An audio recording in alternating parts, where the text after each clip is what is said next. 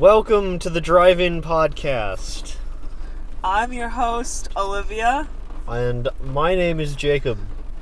Well, we're co-hosts actually, but You get the point. This is the pilot episode of what we're currently calling the Drive-In Podcast, where me and Olivia talk about movies in a car. What a novel concept. really, really novel. You know, I'm just over-the-top revolutionary today, aren't I? Yep. So basically, I'm a film student, and I watch a lot of movies. I don't know. I'm not really a film student. I basically have an associate's degree in video production, and I do photography on the side. Follow my Instagram at Photos by Olivia G. But basically, I wanted to talk about movies, and podcasts are a thing that people do, so I guess I'm doing a podcast now. So anyway, for the pilot episode, I thought we would talk about, me and Olivia recently watched all of Wes Anderson's films. Yep, the entire filmography up until Isle of Dogs. This year, I think the French Dispatch is coming out. French Dispatch is allegedly coming out this summer from us, but I've seen the trailer, but I have not seen the movie at the time of recording. When that movie is released, I am sure I will release a follow-up with my thoughts on that movie. And mine too. Of course. So, Wes Anderson is a semi-famous director, I would say. Like, a good amount of people, like, almost everyone I know personally knows who he is. I would say he's a bit artsy, but, I mean, I know a lot of people who know about him and his films. He's, like, popular and artsy at the same time, which is such a rare combination. Yeah, I think so. I don't know. But, I was a big fan. The first Wes Anderson movie I saw was Fantastic Mr. Fox. I saw it as a kid, because, I thought it looked cool. As a kid, I was like, oh, that looks like a cool kids movie, and my dad really liked it, and I was just okay with it until I saw it again, and then I was like, yeah, that's a really good movie. My introduction to Wes Anderson was probably Moonrise Kingdom. I saw it around 12, which I think that's when the movie came out in 2012. And I wanted to diversify my taste in films because I think I watch like way too many horror films and not enough like of other genres. And, you know, I do want to make short films and potentially even feature films. And I thought to myself, you know, like, why not diversify my taste and get into more, I don't know, not just blockbuster films, but all kinds of different films to kind of give a jumping off point from there. So, I had only ever seen the animated ones up until earlier this year. I had only seen Fantastic Mr. Fox, and I had only seen the animated ones up until recently. I'd only seen Fantastic Mr. Fox and Isle of Dogs, which I saw Isle of Dogs in theaters. I did not see Fox in theaters. But I've been stalking around the fans of Wes, and it's always made me want to watch the rest of them, so I did. And you know what? They're really good movies. Really, really fun movies. I think they're good. Which kind of leads me into our next talking point for today, is he definitely has a style that I think is really fascinating. He's very idiosyncratic, to use an overly intellectual word. Yeah, I feel like a lot of the thing about Wes Anderson that surrounds him is like there's the stereotype of overly pretentious people liking him, which I don't think is true. Wes Anderson has many, many tropes that he is known for. He likes his symmetrical styles. He likes uniforms quite a bit. He likes using the same actors over and over again, like Owen Wilson and Bill Murray. And Jason Schwartzman. Oh, Jason how did I Schwartzman. forget about Jason Schwartzman? I think he's in almost... Is he in every film? He's not in everyone because he's not in Bottle Rocket. Yeah, I don't think he's in Life Aquatic either, but... He might have been. I don't remember if he was in Life Aquatic, but he's in a good majority of them. But his style is very on the nose. You'll know it when you see it because nothing else looks like that. Which I think is a pro and a con for his directing, because if you like his style, then I think you're bound to like most, if not all, of his films. But if you don't like his style, which, like, I guess I could see... I personally like it, but I guess I could see where people would not like it, and where that could be a downfall for a person watching his film. I can see, like, the reasoning behind why somebody wouldn't like Wes Anderson's style, because, like, it can come across really, really weird. Like, if you're not expecting it, or you... I don't know what the right term I'm looking for here, but, like, if you just threw on, like, Moonrise Kingdom or Life Aquatic as just, oh, hey, here's a cool comedy I found out about, you're probably going to be a little disappointed because it's not going to be what you're looking for. Yeah, it's... The comedy, the writing... The writing is funny, but sometimes it's hard to tell if it's funny on purpose or not. The writing is definitely, you can tell it's done by Wes Anderson. Like, it's definitely, there's a certain, like,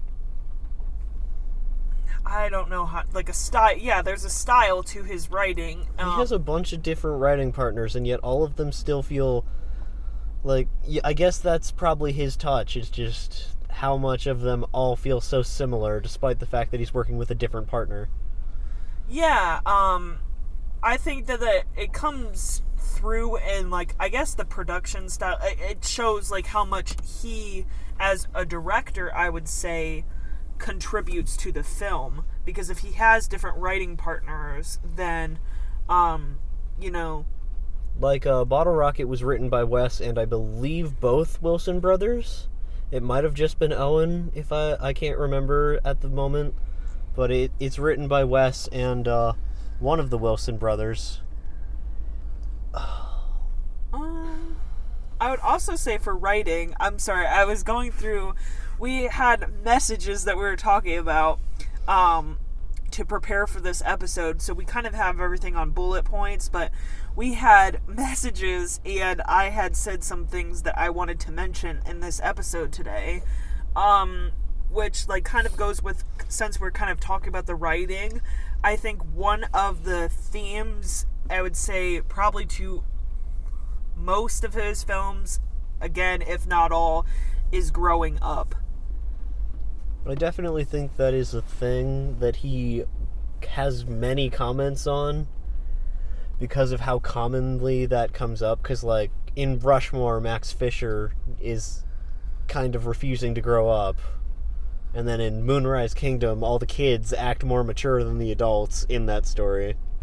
I would also say in Rushmore, there's like Bill Murray's character, which I can't remember the name of right at the moment, but Bill Murray's character is definitely, like, he's hanging around a high schooler, so that speaks on the maturity of his character.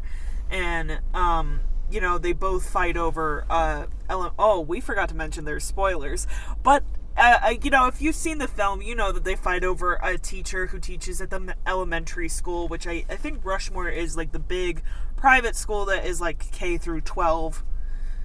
Something like that. Yeah.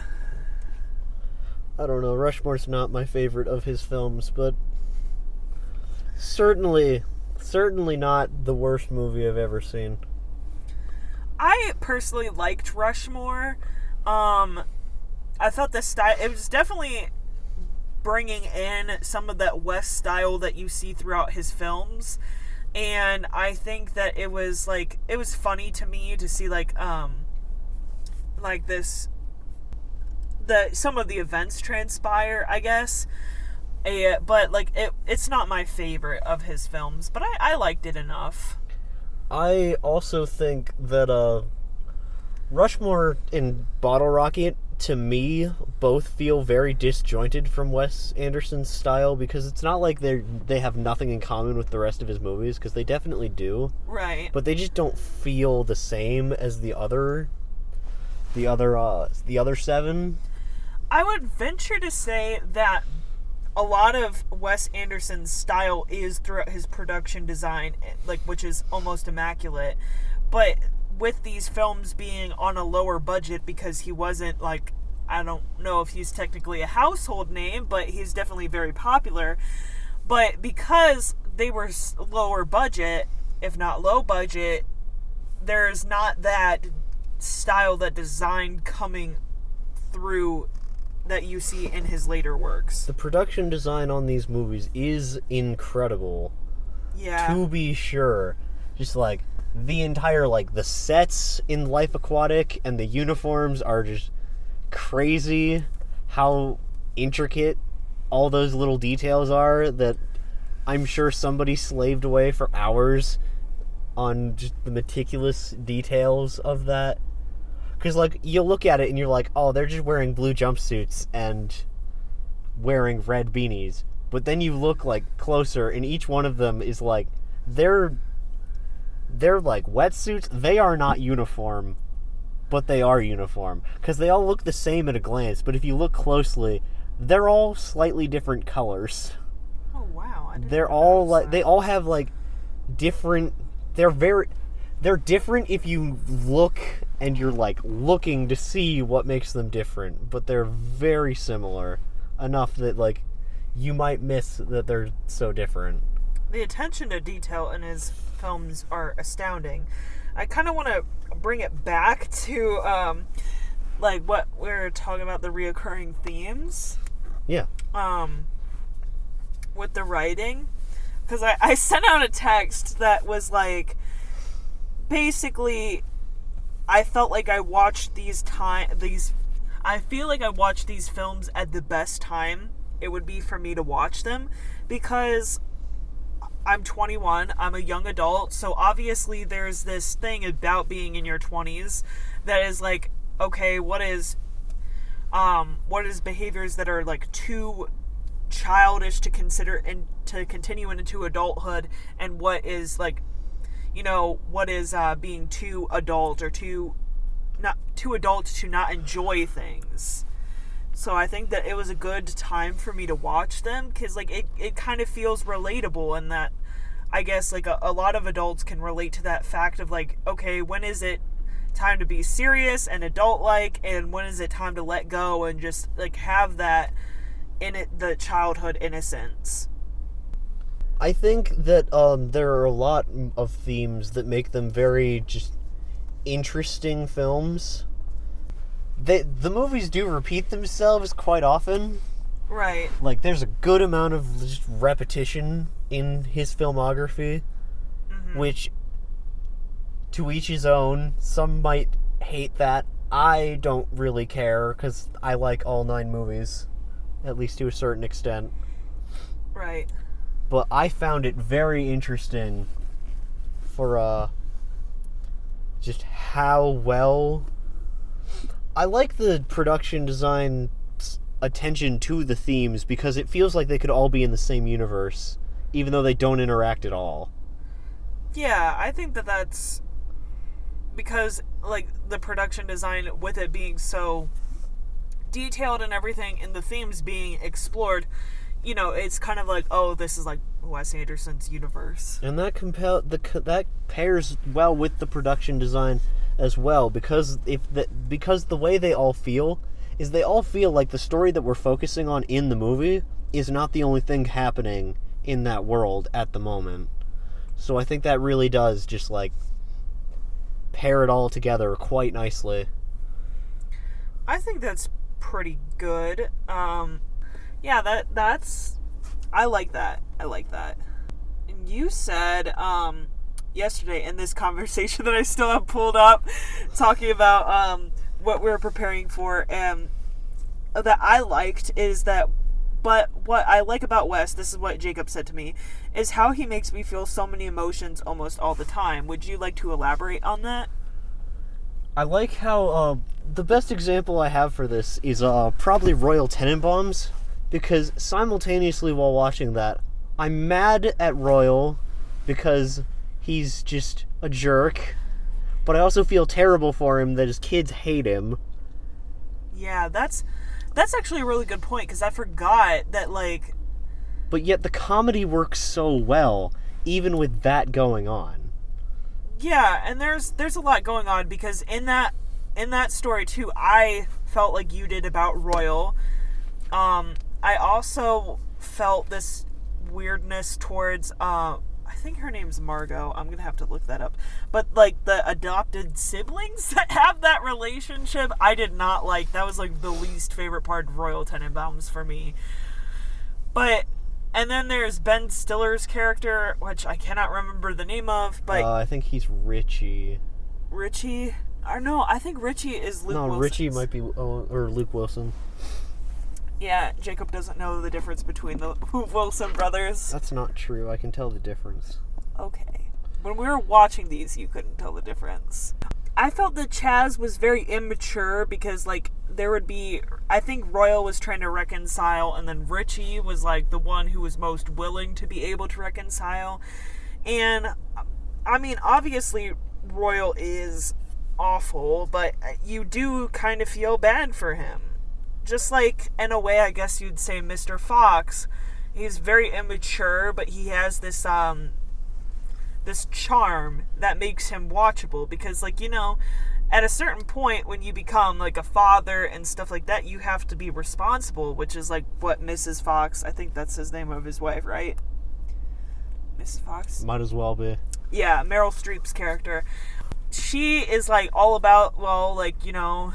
She doesn't want her son Ash. Yeah, that's his name, right? Ash is his name. That's Jason Schwartzman. She doesn't want her son Ash to, you know, have wrong influences and stuff like that. And, you know, it also, you know, talks about, like, how he makes a lot of his money, I guess, is by stealing, right? Yeah. So... she just doesn't want that kind of thing around her son, and then eventually they have to steal, but it's like you're making up for things that you've already did, that bad deed, that if you just avoided that at the beginning, then maybe it wouldn't be a problem. But, like, I guess it could speak on a lot of different levels how people are so used to a habit, and then they become more enveloped in the habit, and then use the habit to ease themselves out of the habit. I don't know if that makes sense. I guess it could be applied to, like, different conversations to be had about, like, addiction and stuff like that. I was thinking of other mini themes last night, and I really liked the parallel between Steve Zissou in The Life Aquatic and Foxy, Mr. Fox, if you will. They are both basically on the same character arc. They're just going in different ways about it, I guess, or maybe not even going about it in different ways. They're not exactly dissimilar. Yeah, they're not exactly dissimilar. More of Steve Zissou is, like, I feel like on the opposite hand, where Steve Zissou is a bit more rebellious against authority, his own life. Yeah, because he doesn't want to be a dad to Ned. Yeah, he doesn't want Ned to call him dad. But and until Ned passes away, right? Yeah, that's like. And then Foxy is completely fine being a father. He even he loves his son. He loves being a father. Seems like that's obvious to me, at least. Yeah. But they're very similar characters because they're both like searching for like the glory that they used to have, like when they were younger. Like Foxy was a big like hunter, or like he'd like steal things from farms and bring them home. And Steve used to have like these great adventure films. Mostly, it seems like I remember like marine films. Like it was. Yeah, because that whole movie is sort of an homage to Jacques Cousteau. Okay. Yeah, I think the hat thing was also inspired by Jacques Cousteau. I'm pretty sure. I think they even mention him in the film.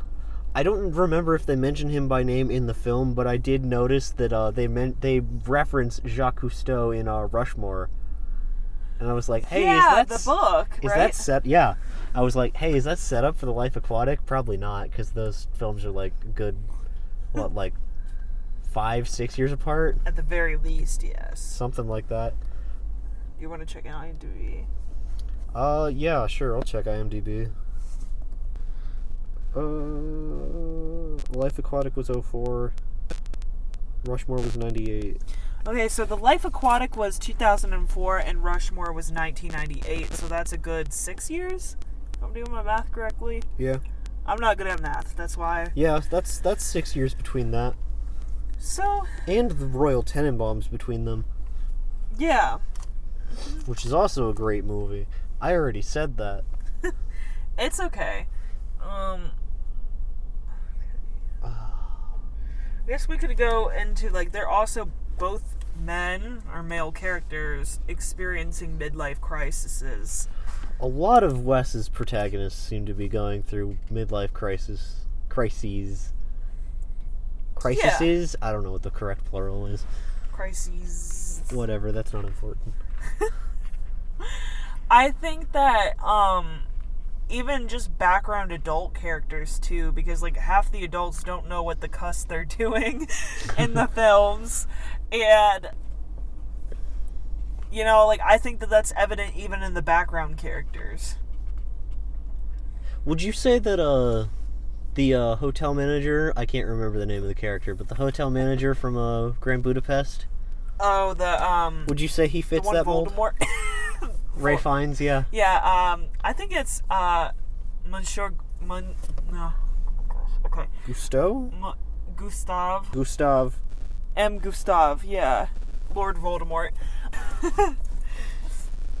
I think that I don't know if he's going through necessarily a midlife crisis as much as like I would say more of Zero. That's the boy's name that ends up. I would say I don't know. I don't think any of those characters are going through a midlife crisis. I think more of Gustav's problem is, and I saw this in some YouTube video too, so like that's kind of a, you know, I don't want to, I would credit them if I can remember, but I can't remember what it is. I've watched a good amount of analysis on Wes Anderson, so. Yeah, but I think that I mean, I guess in a way, Gustav is kind of thinking about the glory days of the hotel, but it's not necessarily, I guess it's more of a reminiscence than it is a midlife crisis in terms of like,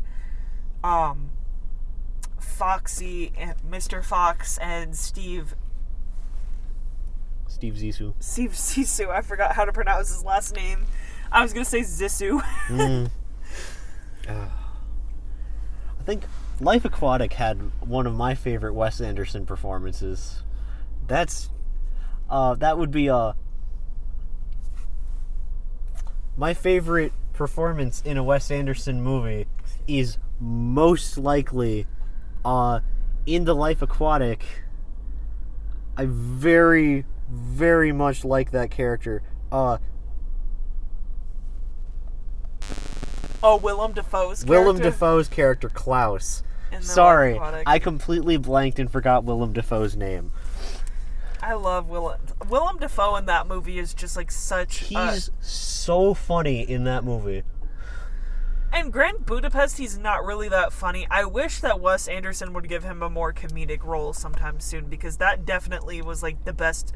That was like one of the highlights of that film, The Life Aquatic, for me. I don't know if he gets cast in a lot of comedies.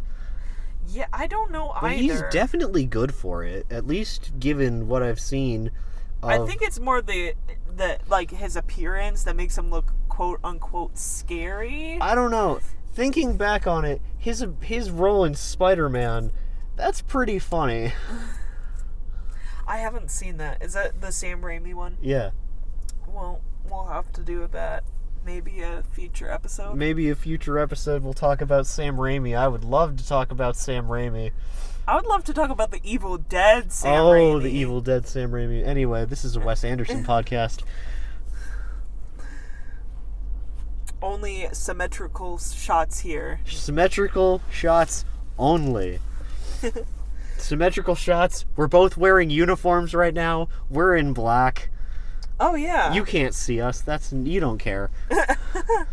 To any of my horror fans out there, I'm wearing a Junji Ito dress from Hot Topic. Sorry, I like to interject horror whenever I can, but this is a Wes Anderson podcast. This is indeed a Wes Anderson podcast, and I would like to segue into talking about his cinematography, aside from just all the symmetrical shots, because not every single shot has to be symmetrical. They're not all symmetrical. Yeah, as you're saying that, all I can picture is the symmetrical shots. So They're that's not kind all of like, symmetrical, man. I know they're not. Oh, my keys jingled. A good amount of them are, but not literally all of them. I think it's cool his use of Crane and Dolly, especially in Moonrise Kingdom. Like, that's the main shot I can think of right now, is where he like goes throughout the house. And I really like the dolly shot of them at the station in Darjeeling, where they're like tracking them as the train's going away. Yeah. I think that was a really cool shot. Oh, I forgot. I was gonna mention a theme that like another theme, but like I guess we can kind of fit it in. Yeah. And talk about with the cinematography. But since I mentioned the other theme, like we said with Gustav, how he is like reflecting back on the glory days of the hotel, a lot of people talk about, because a lot of Wes Anderson's work is what I would call set in the past. Like most of it I would say is in the 50s, well, like gives a 50s or 60s vibe. Yeah. Some of them obviously have different dates than that, but like there's definitely like in Steve Zissou, I think he doesn't want new equipment, right? He's like so against like modern technology. I'm pretty sure I remember that. Yeah, so I think that's one of like Wes Anderson's films. It feels very nostalgic with the music that is played, the 60s, 70s music. Great choice. He really liked deep cuts, especially on the Stones. Oh, the Rolling Stones. I like that because I like the Rolling Stones, but Also, The Life Aquatic has Portuguese David Bowie in it, and that's very cool. Oh yeah, Portuguese David Bowie is a highlight, especially to all my Bowie fans out there, like me. But we're not here to talk about my classic rock taste. No, we're not, because this is a Wes Anderson podcast. Take a shot every time we say that. I'm sure you'll have a real fun time listening to this podcast then. So, what I basically was trying to say is through his style, his writing, the music, the timing in the writing, it sounds like it's very much a thing of nostalgia. And even in Budapest Hotel, they kind of explore that thing of like, was it really great while it was happening?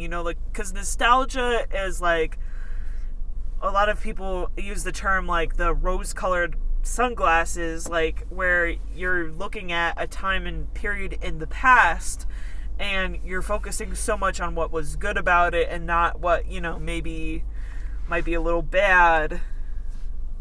I think that was notable in that film. Yeah, in that film that seemed to be a lot of what he was talking about. Yeah, but it feels like a meta commentary about with his works. I don't know, meta is overused now. Meta is very overused. So anyways, as I derailed the conversation, we were talking about cinematography and shot composition other than the symmetrical shots. Other than the symmetrical shots. Because we've probably mentioned that. Because, that's one of the first things I said, I'm pretty sure. We liked the dolly shots, we said, in both Darjeeling and Moonrise Kingdom, especially. I think it was a miniature, but when they took that train or whatever for Darjeeling, not in Darjeeling, in Grand Budapest, that one thing that took them up the side of the mountain, I don't know if it was a train or not. Oh, I don't know what that thing is called, but I know what you're talking about. That thing was cool. I'm pretty sure was a miniature. The hotel itself was a miniature. I know that. Yeah, that was. I guess that's kind of talking about like the production design too and the cinematography, because you have to scale when you're using miniatures. I think it's really interesting that Isle of Dogs and Fantastic Mr. Fox are both shot in a way that if he had done that live action somehow, it wouldn't have looked very different. Oh yeah, like the pans, the whip pans is what people The whip talk pans, about. the Zooms. The it's only still person done. that does whip pans better than Wes Anderson is Edgar Wright.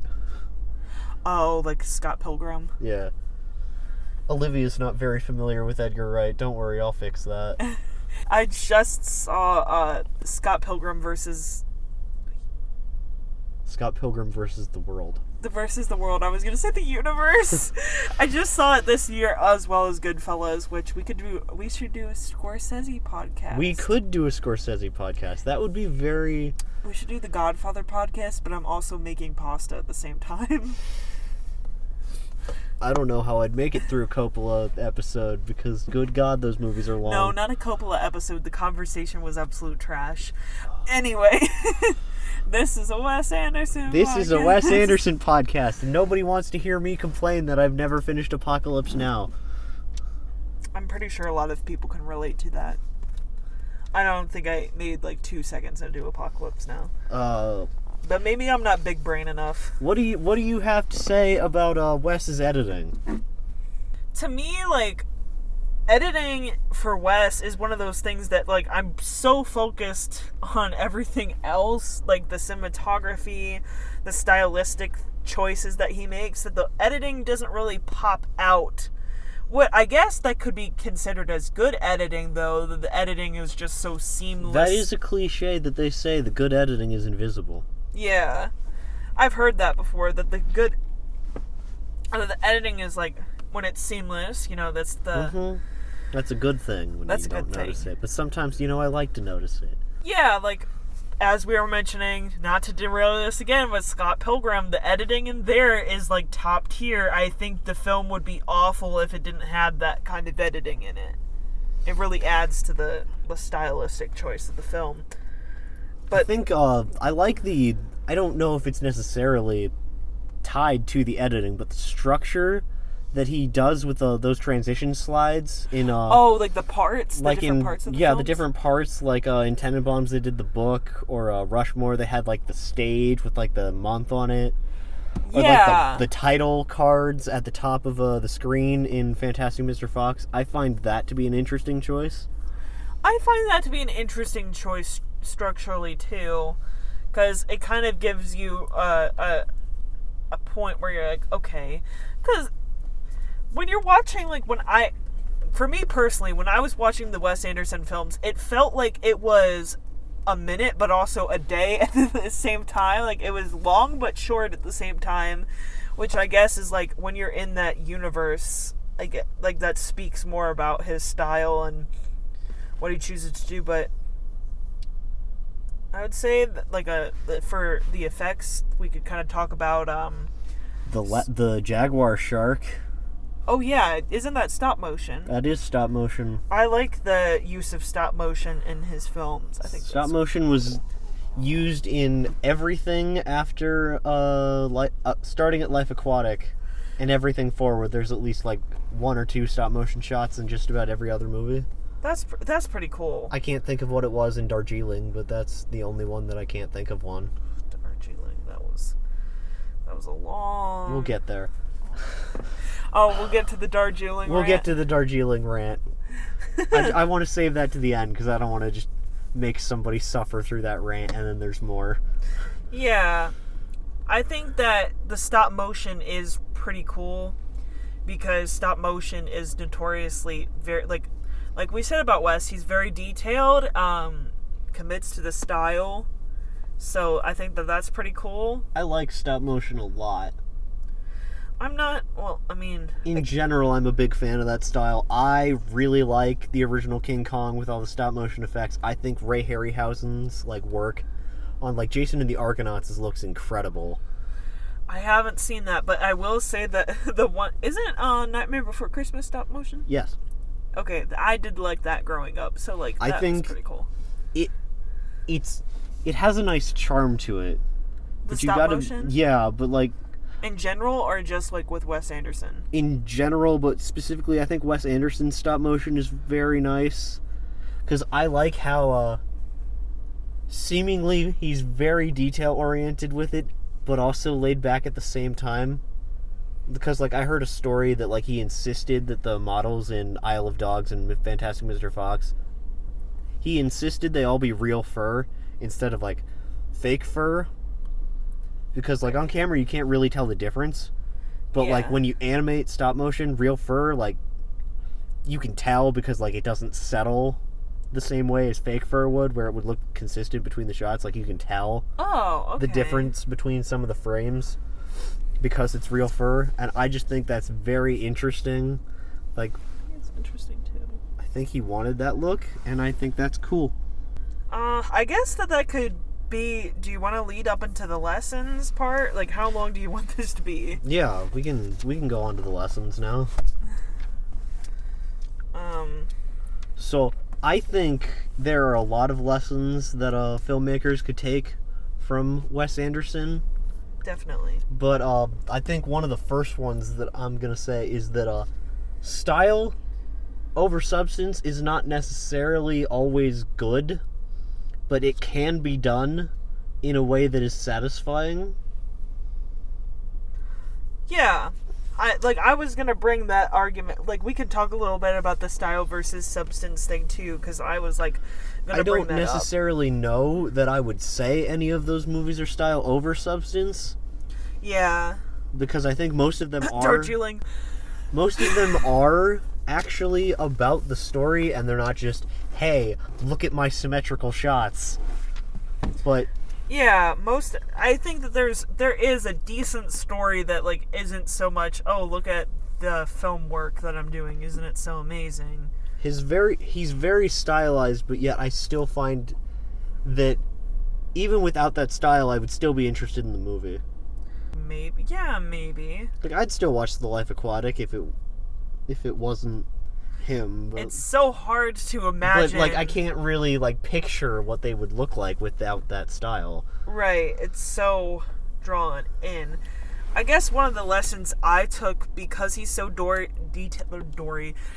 oriented, is that don't, like, if you're gonna commit like fully to the production design, everything, and do it well. Like, just do the craft well, the details.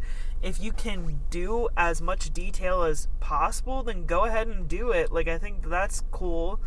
And it also got me thinking about different things in different ways. Like, you know, before I wasn't really like, I was like, oh, miniatures, like, that's just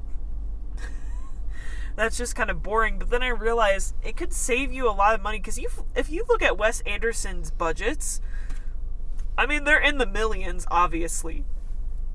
Excuse me. That's the power of a big studio budget.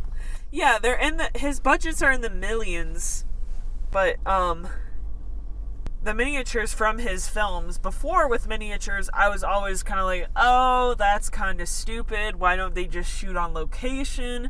But now, after watching, like, behind the scenes videos and just his films in general, like, you see the power of miniatures. If you get a cuss good miniature, then I think it works well, and it saves you money, and it's pretty cool to, like, see how people build them and stuff. There's a lot of people that are dedicated to that, and I think that's pretty cool.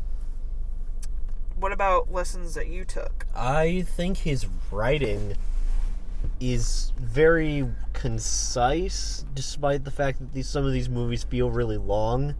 It doesn't feel like any of the dialogue is, like, wasting your time. At least not to me. No, well, I agree. I agree. I think the writing is maybe not, like, the reason you come, but, like, it's a reason to stay. Yeah, because he very well could do the whip pans, the symmetrical shots, the production design, and if the story wasn't half good, then, you know... Then there's no reason to watch past 30 minutes. Yeah, there's no reason, because there's a lot of good films out there. There's, like, I mean, we could probably do a podcast episode on this, but I'm going to say The Crow has, I would say, an amazing production design, style design, and stuff like that. I think the story's pretty good, but I could definitely see where people could come in and argue that, it's not the strongest film ever made. But anyways, like we're kind of saying is the writing is definitely one of the reasons that you stay, because I think that honestly, story matters when it comes to a film. It's not just the art. Of course, that design matters, but it's just not the art. I also think it's an important note for, like, indie filmmakers that, like, a lot of them don't seem to, at least not in the indie movies that I've seen other than Wes, they don't seem to pay much attention to the set. They're just like, this feels like, this looks like what I'm looking for, so that's good enough. I like that Wes decides that he's gonna dress up the set, make it look nice, make it look like people are there. Yeah, and like I said, it looks lived in, but yet not run down. Yeah, because like I said, the budget, he does have millions of dollars for his films, but compared to, like, let's say a blockbuster film, it's not the same amount of money, and still he manages to pull off a film that looks really cuss expensive, and it's still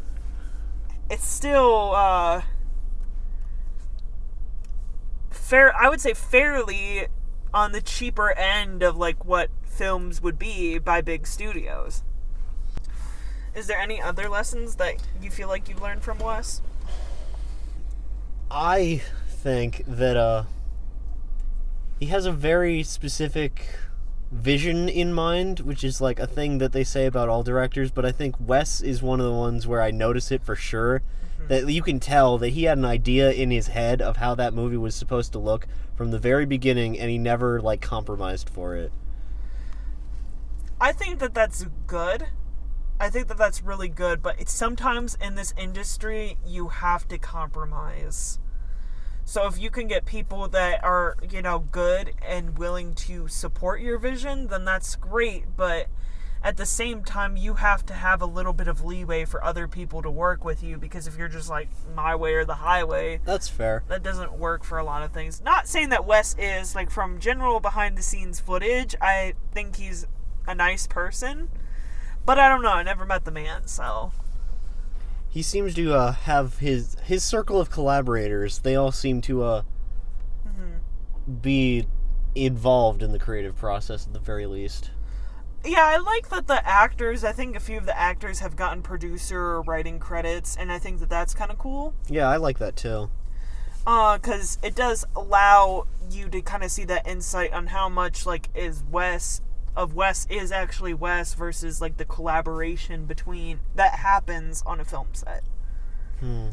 So do you want to transition now to our favorites and least favorites? Yep, so we can have that Darjeeling rant. We're saving it for the end. Oh my god.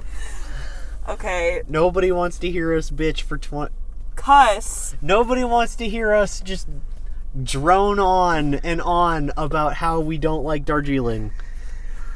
Okay, so do you want to go first? Because I feel like I've been talking way too much. So, my favorite Wes Anderson movie is probably a tie between, it's really close. It's really hard for me to decide between Royal Tenenbaums or, Fantastic Mr. Fox. I love both of those movies a whole lot. They are both very good and very sentimental to me.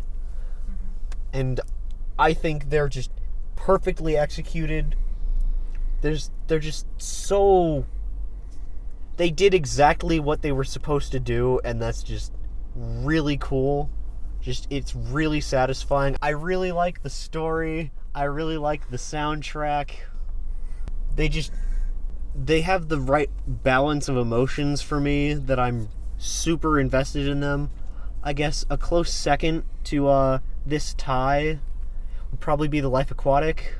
I like that one a whole lot because I really just enjoyed the character dynamics in Life Aquatic and the set design and everything. It just worked. Plus Jeff Goldblum has his best Wes Anderson performance in that one, in my opinion. What were your favorites? Okay, my favorite was the Grand Budapest Hotel. I think has some of the best West sets, and stylistically and everything story-wise. I'm not a fan of when he writes romances. That's just a personal take. I know some people might like that. That was the romance in that film between Zero and the girl at the bakery, Saoirse Ronan's character, I think was like the best Wes romance that he's written. But anyways, that's not the entire point. He doesn't write romances. I like Grand Budapest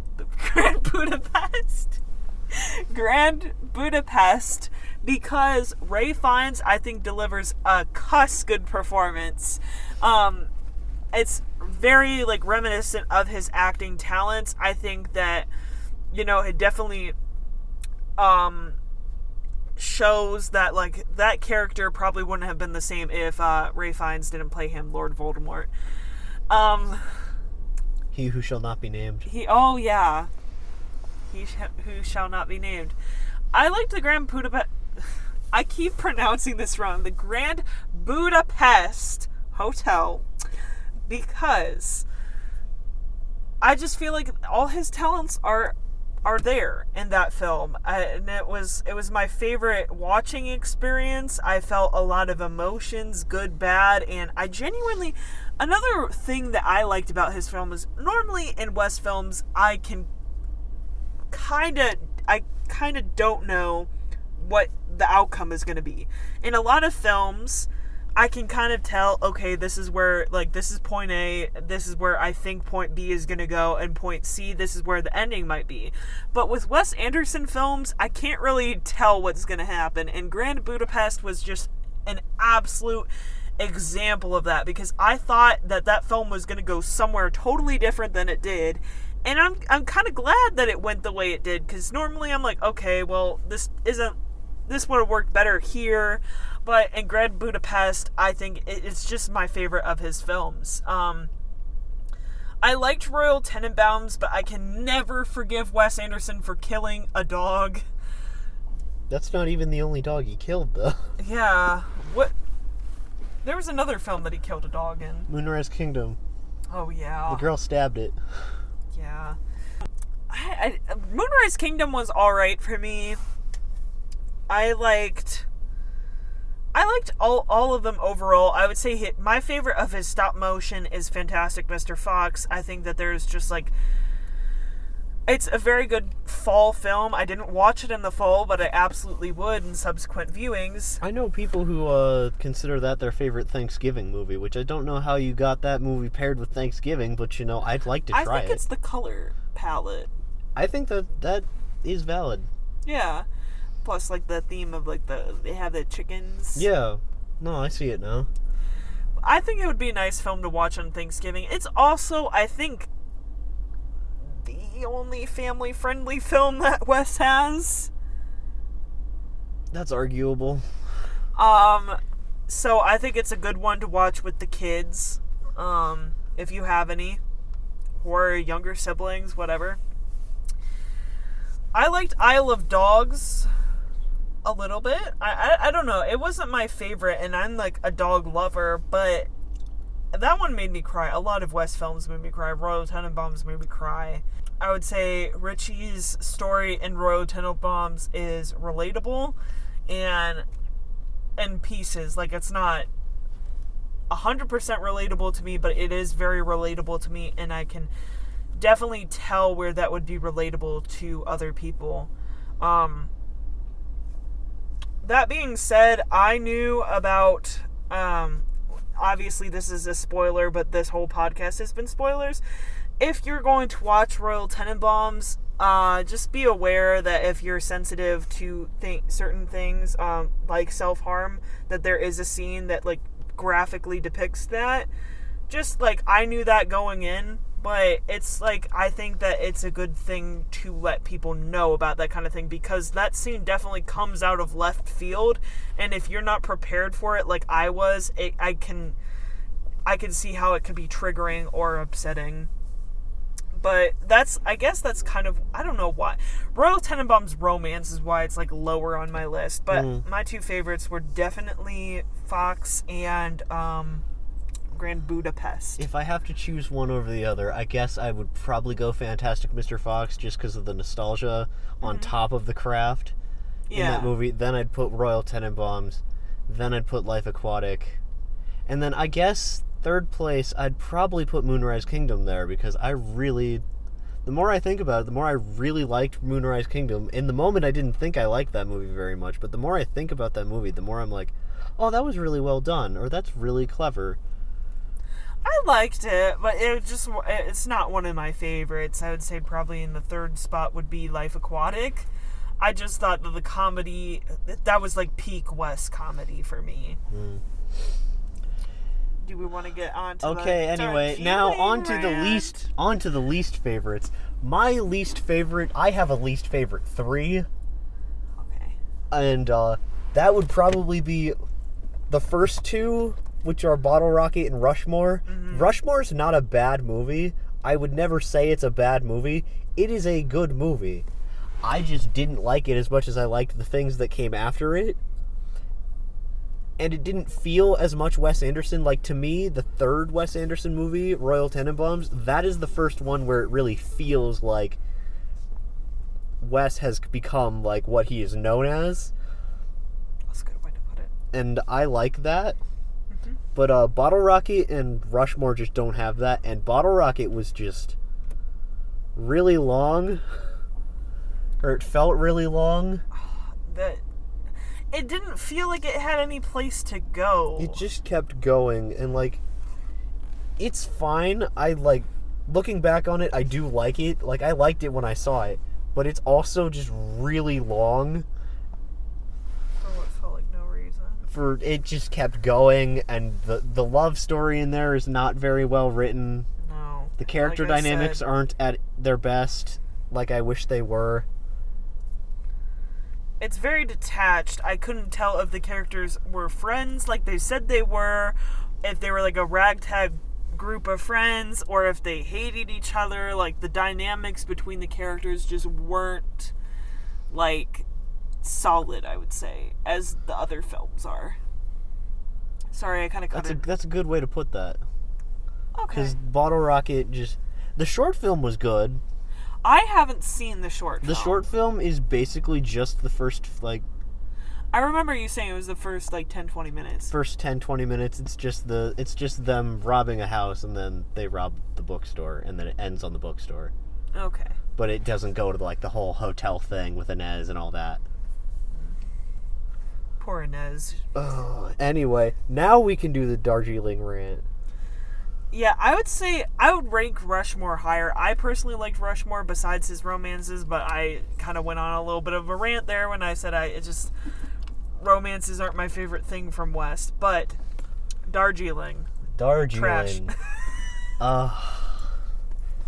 I was warned by one of my coworkers, who's my coworker friend, who's a big Wes Anderson fan. He was like, you gonna watch the Train movie? And I was like, oh no, what does that mean? Train movie. And now I know what he meant. It's not even like the amount of time it takes place on the train. It literally, that movie just feels so removed from anything else. It's about 3 brothers, and you get the dynamic, but every scene is like, oh, I forgot, Jacob, the itinerary. We must do everything to the itinerary. Owen Wilson's just being a jerk the whole time. Adrian Brody is acting like he doesn't even want to be there, and you end up questioning, why'd you even pay to go on this trip? I don't know. And Jason Schwartzman's, having 12 different lovers. Jason Schwartzman's, looking at, every character that's not a man, just being like, oh, I love you. Yeah. And it's just on a train, and it's really boring. There's no growth, really. They're like, oh, we're gonna connect as brothers, and then they don't connect until, the last scene when they finally meet their mom, but, No, I think the last scene was on the train or whatever, but they meet their mom, and then the character Then their character growth starts, but that's an hour and a half into the 2-hour movie. Oh, I think we split that one up over like 2 nights because it just was not We did. interesting. It was long and not great. And this is where, like, I guess you could kind of make the argument of, like, this film, if you were to argue any of Wes's films being style over substance, it would be that film, because the style is there, the writing just does not live up to what you know Wes for, which is The story just feels like it could be so much better. Because, like, Yeah. at this point, if you're watching them in release order, then you've that already... we watched them chronological. in release order. We've already seen, like, how good Royal Tenenbaums and Life Aquatic are, and, like, Rushmore had, like, really good seeds in it of, Yeah. like, really cool ideas that, like, probably could have been realized better had it been done later on. But then Right. Darjeeling is just, like, feels so different. Not in a good way. Is Darjeeling after Fox? It's the one right before Mr. Fox. Okay. Yeah, when you're coming off of Life Aquatic and Royal Tenenbaums and you watch Darjeeling Limited, it was like, I thought it was the Darjeeling Unlimited, but Darjeeling Limited, I always get that confused. it was very bland. It was disappointing. Like, Bland and unsatisfying. I guess if you haven't seen the Wes films, then, like, that would be the film to, I would say, avoid. I don't think it's worth the 2 hours. I would still watch it, but that's just me. That's Because just you. I am a completionist, and I like to see everything. Oh, speaking of completionist, I don't know if I did my... Let me see. I don't want to lose my Duolingo streak. But anyway, I think that's about all we have for this week. So, thank you for listening. Yes, please give us a like and a comment down below. Tell us things that we could do better. Tell us your opinions on Wes. Let's start a conversation down there, I guess. And Maybe throw some suggestions at us for what we can do in the future. We have a couple ideas at the moment, but you Yeah. know, more is good. more is welcome. Anything that you guys want us to talk about, we'll find space in the schedule for it. Yep. All right. See you next time. See you next time.